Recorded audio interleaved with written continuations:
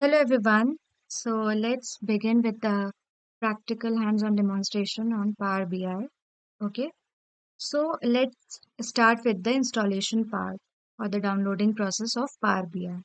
So basically there are two ways to get Power BI desktop on Windows. The very first one which I often recommend is the Microsoft Store. Okay, so we can go directly to the Microsoft Store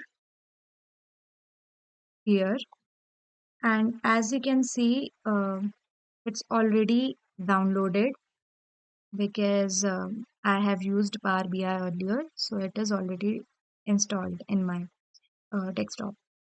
So we will be opening it. Okay,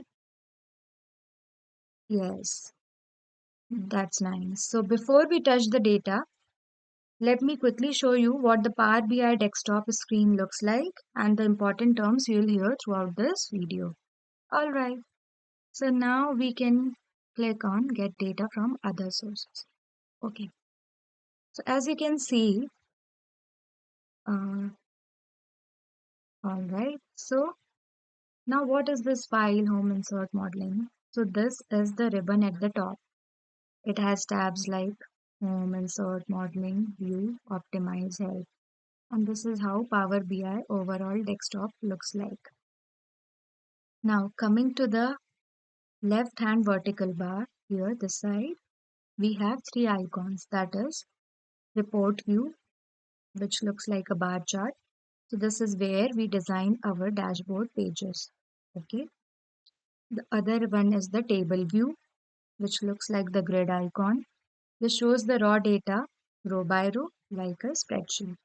Last but not the least is the model view, which looks like connecting boxes. So this is where we see and build relationships between tables. Now coming to the right side, we see three different panes, that is filter pane, visualization, and data. Okay, so filter pane is nothing but lists every table and column from our data which we drag onto the canvas or into the view. Now, the visualization pane is a gallery of chart types. You can see a lot of different versions of charts and all. So you can use accordingly whichever you want to use. So we click an icon here to drop a chart onto the canvas. Now, here comes the big white area. In the middle is the canvas where we'll be truly or actually designing the dashboards. Okay. So at the bottom we have page tabs, that is page 1, page 2. We can add it accordingly by clicking on this plus option.